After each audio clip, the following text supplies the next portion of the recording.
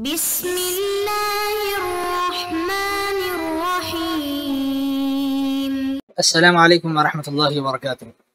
عزیز طلبہ، امید کرتا ہوں آپ خیریت سے ہوں گے انشاءاللہ۔ آج ہم فلسفہ اور سائنس کے تقابل حصہ دوم سبق نمبر 84 میں پڑھنے جا رہے ہیں۔ گزشتہ سبق کا خلاصہ یہ ہے کہ ہم نے یونانی فلسفی اور سائنسی نظریات کو دیکھا، مزید ہم نے ان دونوں میں مماثلتیں بھی جانی اور ان کے اہم اختلافات کو بھی دیکھنے کی کوشش کی، اور وجود میں کل کتنے اساسی نظریات ہیں جو بنیادی نظریات ہیں انہیں دیکھا کہ فلاسفہ فیض اور عرفان کو لیتے ہیں جبکہ سائنسدان نظریہ ارتقاء کو لیتے ہیں۔ اسے آج کے سبق میں پڑھیں گے انشاءاللہ۔ تو سائنسی نظریات کیا ہیں اور نظریہ ارتقاء سے ان کی کیا مراد ہے؟ مزید ہم بگ بینگ کے نظریے کو بھی دیکھیں گے جسے اردو میں نظریہ انفجار عظیم کہا جاتا ہے، اس کا کیا مطلب ہے، اور سائنسی نظریات کا تجزیہ بھی آپ کے سامنے لائیں گے انشاءاللہ۔ تو نظریہ ارتقاء ایک نقطے سے یہ دنیا بنی ہے اور یہ نقطہ غبارے کی مانند بڑھتا چلا گیا، نقطے سے دنیا نکلی اور غبارے کی مانند پھیلتی چلی گئی۔ اس نظریے کو ارتقاء بھی کہتے ہیں اور بگ بینگ کا نظریہ بھی کہتے ہیں۔ تو جدید علوم میں خاص طور پر نظریاتی فزکس نے کثرت کی اصل جس طرح وحدت قرار دی ہے، اسے بگ بینگ کا نظریہ بھی کہا جاتا ہے۔ اس کے مطابق اس کائنات کی ابتدا ایک ایسے نقطے سے ہوئی جو غبارے کی مانند مستقل مسلسل پھیل رہی ہے، بڑھ رہی ہے، اور یوں کہکشاؤں کا باہمی فاصلہ بھی بڑھتا چلا جا رہا ہے۔ یہاں پر یہ وضاحت بھی ضروری ہے کہ بگ بینگ یہ کوئی دھماکہ نہیں ہے بلکہ خاص تناسب سے غبارہ نما کائنات کا پھیلاؤ ہے جسے بگ بینگ کا نام دیا جاتا ہے، اور جس کی وجہ سے ماہرین فزکس کی ایک جماعت مثلا اسٹیفن ہاکنگ وغیرہ کے نزدیک قوانین فطرت، یہ قوانین فطرت یہی اصل ہیں اور یہی دنیا کو بڑھا رہے ہیں، اور وہ انہی قوانین کو ہی کائنات کی علت یا آسان الفاظ میں وجود کی حقیقت قرار دیتے ہیں کہ قوانین فطرت لاز آف نیچر موجود ہیں تو دنیا کی حقیقت ہم سمجھ سکتے ہیں، اور دنیا اسی کے ذریعے سے بنی اور بڑھ رہی ہے۔ تو بگ بینگ یعنی نظریہ انفجار عظیم اصل میں کیا ہے؟ اس نظریے کے مطابق کائنات ہی کل وجود ہے، اور کائنات کن چیزوں پر مشتمل ہے؟ ستاروں پر، سیاروں پر اور کہکشاؤں پر مشتمل ہے۔ ایک کہکشاں میں مختلف ستارے اور سیارے ہوتے ہیں، اور ستارہ وہ ہوتا ہے جس کی روشنی خود ہوتی ہے، جیسے سورج ایک ستارہ ہے، اور سیارہ وہ ہوتا ہے جو کسی اور سے روشن ہوتا ہے، جیسے زمین ہماری ایک سیارہ ہے اور یہ سورج سے روشنی لے رہی ہے۔ اسی طریقے سے اس کائنات میں تقریباً 100 ارب سے زائد کہکشائیں موجود ہیں، اور ایک کہکشاں میں 10 لاکھ سے لے کر 1 خرب تک ستارے موجود ہوتے ہیں۔ یہ اللہ تعالیٰ کی تخلیق ہے۔ ہماری زمین اور باقی ستارے سیارے یہ ایک کہکشاں میں ہیں، تو کائنات میں تقریباً کوئی 100 ارب سے زائد کہکشائیں موجود ہیں، اور ایک کہکشاں میں 10 لاکھ سے لے کر 1 خرب تک ستارے موجود ہیں۔ انسان تاحال کائنات کے ایک محدود حصے کا مشاہدہ کر پایا ہے۔ جس تیزی سے کائنات پھیل رہی ہے، کہکشاؤں کا درمیانی فاصلہ مسلسل بڑھتا ہی چلا جا رہا ہے۔ شروع میں سائنسدانوں نے کائنات کی ابتدا کے حوالے سے ایک نظریہ اختیار کیا اور کہا کہ کائنات مستحکم حالت پہ ہے، یعنی ان کا کہنا یہ تھا کہ کائنات ہمیشہ سے ہے اور ہمیشہ رہے گی، یہ ازل سے ابد تک کے لیے ہے، ہمیشہ سے ہمیشہ تک کے لیے ہے۔ لیکن جب سے بگ بینگ کی تھیوری آئی ہے، اس نظریے نے یہ دعویٰ کیا کہ کائنات ازل سے نہیں ہے، ہمیشہ سے نہیں ہے، اس کی ایک ابتدا ہے، اور ابتدا کیسے ہوئی وہ عرض کیا جا چکا ہے کہ ایک نقطے سے ہوئی۔ اور اس کی ابتدا کب ہوئی؟ تو بگ بینگ نے کہا کہ تقریباً آج سے 13 ارب اور 70 کروڑ سال پہلے کائنات معرض وجود میں آئی ہے۔ بگ بینگ کے نظریے کے مطابق کائنات ایک نقطہ تھی جسے ماہرین طبعیات ابتدائی اکائی یا ابتدائی وحدت کا نام دیتے ہیں۔ لیکن آیا یہ نقطہ ایک محدود پیمانے پر تھا یا بہت وسیع نقطہ تھا؟ اس کا اپنا سائز کیا تھا؟ اس کے بارے میں کہا جاتا ہے کہ یہ لامحدود کثافت، لامحدود درجہ حرارت کا حامل تھا، اور مستقل پھیل رہا ہے، اور اس بارے میں ماہرین طبعیات کی آراء مختلف ہیں کہ اس کا سائز کیا تھا، یعنی کتنے رقبے پر یہ نقطہ تھا۔ بعض کا خیال ہے کہ یہ ابتدائی اکائی جس سے کائنات کا آغاز ہوا، اس میں کسی قسم کا مادہ، توانائی، زمان اور مکان موجود نہیں تھے، یعنی آسان الفاظ میں یہ کائنات لامحدود حد تک چھوٹے نقطے یعنی عدم سے وجود میں آئی ہے، جس میں کوئی زمانہ، کوئی مادہ، کوئی توانائی اور کوئی مکان موجود نہیں ہے۔ جبکہ بعض سائنسدانوں کا کہنا ہے کہ یہ ابتدائی اکائی، ابتدائی وحدت کہ جس سے کائنات کا آغاز ہوا، یہ ایک طبعی حقیقت تھی۔ بالفاظ دیگر وہ نقطہ سے جہاتی نہ تھا جس کے اندر طول، عرض، عمق، گہرائی، لمبائی، چوڑائی سب ہو، لیکن وہ نقطہ لامحدود تھا۔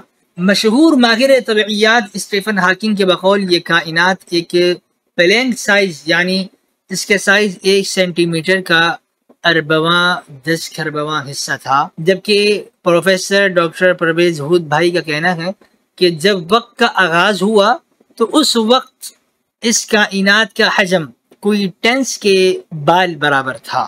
تو یہاں تک تو کائنات کے سائز پر بات ہوئی۔ اب ہم بات کر لیتے ہیں کہ کائنات پھیلی کیسے ہیں، نقطے سے نکلی ہے اور مستقل پھیل رہی ہے، تو اس کے پھیلاؤ کا تناسب کیا ہے۔ تو اگر ہم یہ فرض کریں کہ شروع میں یہ کائناتی اکائی وحدت 1 سینٹی میٹر قطر کے جتنی تھی، چھوٹی سی تھی، تو لمحہ بھر میں یہ ہماری کہکشاں سے 1 کروڑ گنا زیادہ پھیل گئی۔ اس آئیڈیا کو ماہرین طبعیات تیز رفتار پھیلاؤ کا نام دیتے ہیں کہ یہ تیز رفتاری سے پھیلی ہے، لیکن چونکہ آئنسٹائن کا نظریہ اضافت اس تیز رفتار پھیلاؤ کو ڈیفائن کرنے سے قاصر ہے، وہ اس بارے میں کچھ نہیں کہتا، لہذا بعض ماہرین طبعیات نے اسے ماننے سے انکار کر دیا، جبکہ بعض نے کہا کہ اس عمل کی وضاحت کے لیے ایک نئے نظریے کی ضرورت ہے جو نظریہ اضافت اور نظریہ مقادیر برقیات کو ملا کر بنایا جائے، اور اسے کشش ثقل کا نظریہ مقادیر برقیات کہا جاتا ہے، لیکن یہ تھیوری بھی تاحال پائے تکمیل کو نہیں پہنچی ہے اور یہ تھیوری بھی ناقص ہے، اور اسے نظریہ ہماشے بھی کہتے ہیں، دا تھیوری آف ایوری تھنگ، جس پر معروف ماہر طبعیات اسٹیفن ہاکنگ کی کتاب ہے the theory of every thing. بعض نے اسے نظریہ اوتار کا نام بھی دیا ہے، جبکہ بعض نے اسے ایم تھیوری کہا ہے۔ ایم تھیوری سے مراد ماسٹر تھیوری ہے۔ شروع میں اسٹرنگ تھیوری کے کئی ایک متون سامنے آئے تھے جنہیں ملا کر انہیں ایک ماسٹر تھیوری کی صورت دی گئی، جس میں مادے کی 11 جہات پر بحث کی گئی ہے۔ ایم تھیوری کے مطابق زمان اور مکان کی 11 جہتیں ہیں، جن میں سے ایک جہت وقت کی ہے اور 10 مکان کی جہتیں ہیں۔ مکان کی 7 جہتیں اس قدر چھوٹی ہیں کہ ہم آنکھوں سے ان کا مشاہدہ نہیں کر سکتے۔ اگر ہم ان سائنسی نظریات کا تجزیہ کریں تو یہ کہا جا سکتا ہے کہ دیکھیں، بگ بینگ کا نظریہ یہ تو بتا رہا ہے کہ کائنات کی ابتدا کیسے ہوئی، ایک نقطے سے غبارے کی شکل میں پھیلی اور پھیلتی جا رہی ہیں، لیکن کیوں ہوئی، اس سوال کا جواب بگ بینگ کا نظریہ ہمیں نہیں دے رہا۔ اسٹیفن ہاکنگ کا خیال ہے کہ انہوں نے ایم تھیوری کی صورت میں ایک ایسا نظریہ بیان کر دیا جس نے کائنات کے وجود کے بارے میں بنیادی تمام سوالات کے جوابات دے دیے ہیں، اسی لیے تو وہ اسے تھیوری آف ایوری تھنگ کا نام دے رہے ہیں۔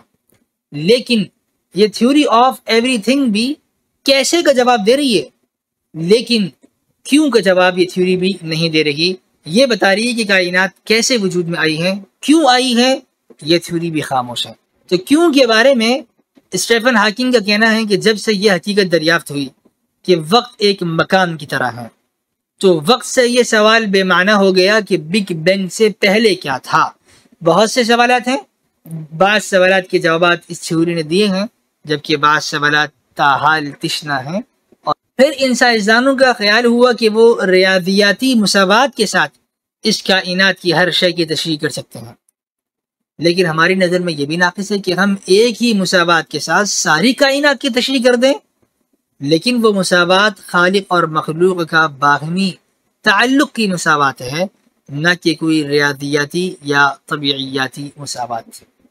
اگر ہم کسی دہریے سے جو اللہ تعالیٰ کو نہیں مانتا اس سے سوال کریں کہ بھائی آپ کون ہو، خالق ہو یا مخلوق، تو وہ لازماً یہ جواب دے گا کہ وہ مخلوق ہے، اور وہ اپنے آپ کو خود بنانے کا دعویٰ بھی نہیں کرتا۔ اب اگر اس سے یہ سوال کریں کہ جب آپ مخلوق ہیں تو آپ کا خالق کون ہے، یہاں بعض اہل اسلام اور اہل ایمان کو یہ غلطی ہوتی ہے، وہ سمجھتے ہیں کہ ملحدین کسی کو خدا نہیں مانتے، حالانکہ ایسا نہیں ہے۔ ملحدین مذہبی خدا کو نہیں مانتے، اور وہ کائنات کے لیے جس خدا اور جس خالق کو مانتے ہیں اسے قوانین فطرت کہا جاتا ہے۔ لہذا دہریے اور ملحدین قوانین فطرت کو کائنات کے لیے خدا مانتے ہیں، البتہ مذہب کی تشریح میں جو خدا ہے اس کے وہ منکر ہیں۔ ان کی نظر میں قوانین فطرت دنیا چلا رہے ہیں۔ اب اگر ان سے اگلا سوال یہ ہو کہ یہ بتاؤ کہ قوانین فطرت کا مبدا کیا ہے، ان قوانین فطرت کو کس نے بنایا ہے اور قوانین فطرت کہاں سے وجود میں آئے ہیں، لہذا سائنس کی تمام تر تھیوریاں اس بارے میں مکمل خاموش ہیں۔ قوانین فطرت سے پہلے کیا تھا، سائنس کوئی جواب نہیں دے سکتی اور مکمل خاموش ہے۔ دیکھیں، اسٹیفن ہاکنگ یہ آئنسٹائن کے بعد ایک بڑا سائنسدان سمجھا جاتا ہے، اور ان کی جو کتاب ہے the theory of the everything, اس نے بھی عمدہ سوالات کے خوبصورت جوابات دیے ہیں اور ایک اچھے انداز سے انہوں نے سوالات کو اٹھایا ہے، لیکن ساتھ ہی اس سوال کو غیر متعلق قرار دے دیا کہ قوانین فطرت کا مبدا کیا ہے، قوانین فطرت کی ابتدا کہاں سے ہوئی، اس بارے میں یہ تھیوری بات کرنے کو تیار ہی نہیں، سوائے یہ بتلانے کے کہ گلیلو اور کیپلر، ڈیکارت، کوپرنکس، نیوٹن ان قوانین قدرت کو خدا کا کام مانتے تھے۔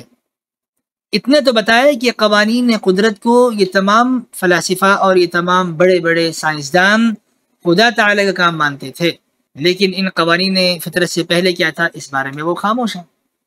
اور یہ تمام تر سائنسدان جن کے نام اس فہرست میں رکھے گئے ہیں، یہ پرسنل گاڈ پر یعنی خدا پر ایمان رکھتے ہیں، خدا کے وجود پر ایمان اور یقین رکھتے ہیں، لیکن مسئلہ یہ ہے کہ عصر حاضر میں جو تھیوری متعارف ہو رہی ہے، جس کو آپ دا تھیوری آف ایوری تھنگ کہہ رہے ہیں، اور وہ تھیوری بھی اس بات کا دعویٰ کر رہی ہے کہ وہ ہر چیز کی تھیوری ہے، تو اس تھیوری کو ان تمام سوالات کا جواب دینا پڑے گا۔ یہ جتنے فلاسفہ اور سائنسدان گزرے ہیں، یہ اللہ تعالیٰ کے وجود پر اگر ایمان رکھتے ہیں تو کسی سائنسی بنیاد پر نہیں رکھتے، یہ ان کا اپنا ایک مذہبی رجحان ہے کہ وہ عیسائی ہیں تو اللہ تعالیٰ کو عیسائیت کی تعلیمات کے مطابق مانتے ہیں۔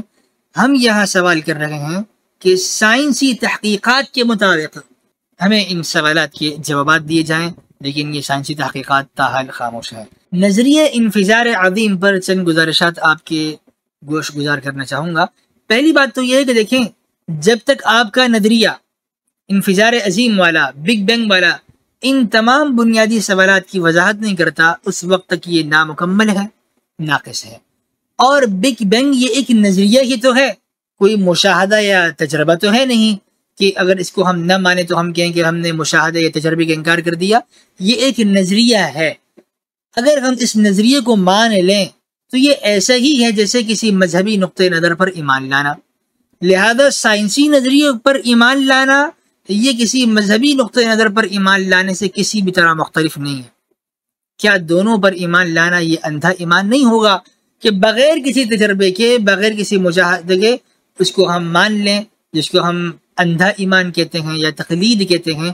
لہذا سائنسی نظریے کو بغیر تجربے اور مشاہدے کے ماننا مذہبی نظریے یا مذہبی معتقدات کو ماننے کے مترادف ہے، اس سے الگ نہیں ہے۔ یہ ایسا ہی ہے جیسے ایک دیہاتی واقعہ معراج پر ایمان لائے اور اس بات پر ایمان لائے کہ چاند پر انسانوں نے کمن ڈال دی، لہذا اس کے لیے یہ دونوں باتیں برابر ہیں، چونکہ اس نے مشاہدہ نہ واقعہ معراج سے کیا اور نہ ہی چاند پر انسانوں کے کمن ڈالنے کا اس نے مشاہدہ کیا ہے، لہذا ان دونوں پر ایمان لانے میں ایک دیہاتی کے لیے کوئی فرق نہیں ہے۔ ایک دوسری بات یہ ہے کہ اگر کائنات کی ابتدا کے بارے میں کوئی سائنسی نظریہ، مشاہدہ اور تجربہ یہ ثابت ہو جائے تو دنیا میں کتنے لوگ ایسے ہوں گے جو سائنسی مشاہدے یا تجربات کو متعلقہ علوم کی اصطلاحی زبان میں سمجھنے کی صلاحیت اور اہلیت رکھتے ہوں گے۔ ان تمام لوگوں کے لیے سائنس کی اس تھیوری کو ماننا یہ ایمان بالغیب کے برابر ہے۔ جیسے ایک بندہ دینی معتقدات کو تسلیم کرتا ہے تو ایمان بالغیب لاتا ہے، ایسے ہی جب وہ ان تشریحات کو سمجھے گا نہیں، ان کی زبان کو نہیں سمجھے گا اور ان تشریحات کو وہ قبول کر لے گا تو وہ ایمان بالغیب لا رہا ہے، لہذا یہ بھی کسی طرح اہل اسلام کے ایمان بالغیب سے مختلف نہ ہوا۔ اور تیسری بات یہ ہے کہ بگ بینگ پر تاحال تحقیقات ہو رہی ہیں. بعض سائنسدانوں نے تو اس تھیوری کو چیلنج بھی کر دیا ہے، جیسے بعض لوگوں نے ریسرچ آرٹیکل لکھے ہیں اور وہ اس کو مستقل چیلنج کر رہے ہیں. اور ایک بات یہ بھی ہے کہ بگ بینگ کو اگر مان لیا جائے تو وہ کس مادے سے، کس توانائی سے بنی ہے، اور اگر کسی مادے اور توانائی کے بغیر ہوئی ہے تو یہ کیسے ہوا ہے، یہ سوال بھی تاحال تشنہ ہے. لہذا آپ زیرو کو جمع کریں، زیرو کو منفی کریں، زیرو کو ضرب دیں، تقسیم کریں، ہر حال میں زیرو کا جواب زیرو ہی ہوگا. لہذا اگر بگ بینگ توانائی اور مادہ نہیں تھی تو کیا تھی؟ وہ زیرو ہوئی. اب زیرو کو آپ کچھ بھی کر لیں تو کچھ نہیں ہوگا. لہذا بگ بینگ کو ہم کیسے ایک اتنا اہم مقام دیں اور تھیوری مانیں کہ وہ زیرو تھی اور سب کچھ ہو گئی؟ ایسا بھی نہیں ہو سکتا. اب کیا اشرف المخلوقات اس قدر گر جائے گی، یعنی انسان، کہ وہ سمیع و بصیر وحدہ لا شریک کے مقابلے میں، اللہ تعالیٰ کے مقابلے میں، ایک اندھے اور بہرے مادی قوانین فطرت کے نہ صرف خالق اور مدبر بلکہ رازق اور قدیر ہونے پر بھی ایمان لے آئے؟ ایک طرف تو اللہ تعالیٰ کی ذات ہے، اس کا انکار کر دیا جائے، اور دوسری طرف مادی قوانین فطرت ہیں جو اندھے اور بہرے ہیں، ان قوانین فطرت کو ہم رازق اور قدیر اور جو ہے نا سمیع و بصیر کا عنوان دے دیں اور ان پر ہم ایمان لے آئیں. یہ کیسے ممکن ہے؟ اب سوال یہ ہے کہ عدم سے وجود تک کا سفر کیسے ہوا؟ اسٹیفن ہاکنگ کا دعویٰ ہے کہ یہ کائنات قوانین فطرت کے سبب سے عدم سے وجود میں آئی ہے، نتھنگ سے سم تھنگ تک کا اس نے سفر شروع کیا، اور اس میں کسی خدا کا تصرف شامل نہیں ہے. اس کا دعویٰ ہے کہ ایک ستارے کا عدم سے وجود میں آنا تو ممکن نہیں ہے، لیکن اتنی بڑی کائنات کا، ایک سیارے کا عدم سے خود بخود وجود میں آنا ممکن ہے. اس کی وجہ کیا ہے؟ اسٹیفن ہاکنگ کا دعویٰ ہے کہ کشش ثقل کا قانون اس میں کار فرما ہے، اس کی وجہ سے یہ کائنات عدم سے وجود میں آ گئی ہے. اس پہ کچھ سوالات ہیں. پہلی بات، قوانین فطرت یہ کائنات کو تو پیدا کر سکتے ہیں، لیکن کیا وجہ ہے کہ ایک جیٹ انجن کو نہیں بنا سکتے؟ یہ قوانین فطرت جو کائنات بنا رکھے ہیں، کوئی انجن کیوں نہیں بنا رہے ہیں؟ دہریوں کی یہ بات ہماری سمجھ سے تو بالاتر ہے. اور پہلی بات تو یہ کہ عدم سے عدم نتھنگ ہی نکلتا ہے، سم تھنگ عدم سے نہیں نکلتا. عدم سے عدم نکلے گا، عدم سے کچھ نکلے، ایسا ممکن نہیں ہے. اور دوسری بات یہ کہ اگر ہم یہ کہیں کہ ایکس نے وائی کو بنایا تو ٹھیک ہے، اب اس کو آپ سمجھ لیں کہ ایکس نے وائی کو بنایا تو ایکس پہلے ہوا اور وائی بعد میں ہوا. یہ بات تو ماننی پڑے گی نا کہ ایکس پہلے ہے، وائی بعد میں ہے. جب ایکس پہلے ہے تو اور ہم یہ دعویٰ کر رہے ہیں تو پھر ایکس کو کس نے بنایا؟ کیا ایکس نے خود ہی اپنے آپ کو بنا لیا؟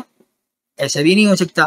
اور اگر ایکس نے خود اپنے آپ کو نہیں بنایا، ایکس پہلے سے تھا، تو ایکس اپنی پیدائش سے پہلے موجود ہوگا، اور یہ عدم سے تو پیدا نہ ہوا. پھر یعنی ایکس اپنی پیدائش سے پہلے موجود ہے، عدم تو نہیں ہے، وجود ہے یہاں پر اس کا. اور پھر اس نے وائی کو بنایا ہے، لہذا ایکس معدوم نہ ہوا، موجود ہوا. اور یہاں پر یہ بھی کہہ سکتے ہیں کہ جب کائنات کے عدم سے وجود میں آنے کے لیے قانون کشش ثقل، یہ گریویٹی کا قانون، یہ ضروری ہے، تو پھر کائنات عدم سے تو وجود میں نہ آئی، بلکہ وہاں ایک اور قانون تھا، اس کی وجہ سے یہ کائنات وجود میں آئی ہے. تو وہ تو وجود سے وجود میں آئی ہے، عدم سے تو وجود میں نہ آئی. تو خلاصہ در سے نکلا کہ سائنسدانوں نے نظریہ ارتقاء کو اختیار کیا، جس کی مختلف تھیوریاں موجود ہیں اور وہ آ رہی ہیں سامنے. سائنسدانوں کا ماننا ہے کہ دنیا نقطے سے غبارے کی طرح پھیل گئی ہے اور پھیلتی جا رہی ہے، اور کہکشاؤں میں فاصلہ بڑھ رہا ہے. دنیا کی ابتدا کو اگر سے یہ نظریہ بیان کر رہا ہے، لیکن یہ بگ بینگ کا نظریہ دنیا کی ابتدا کیوں ہوئی اسے بیان کرنے سے مکمل طور پہ خاموش اور قاصر ہے. بگ بینگ کا نظریہ وہ نقطہ ہے جس سے دنیا کی ابتدا ہوئی، لیکن وہ نقطہ کس مادے کا تھا یہ بھی تاحال معلوم نہیں ہے. اور یہ عدم سے تو وجود میں نہیں آ رہی بلکہ نقطے سے آ رہی ہے. اس نقطے سے پہلے کیا تھا؟ سائنسدان خاموش ہیں. اور جب قانون کشش ثقل اس میں کار فرما ہے تو عدم سے تو وجود نہ ہوا بلکہ وجود سے وجود ہوا، لہذا عدم سے وجود کا دعویٰ بھی لا حاصل ہے. آئندہ درس میں ہم انشاءاللہ فلسفے اور سائنس کے تقابل کا حصہ سوم پڑھیں گے. والسلام علیکم ورحمۃ اللہ وبرکاتہ.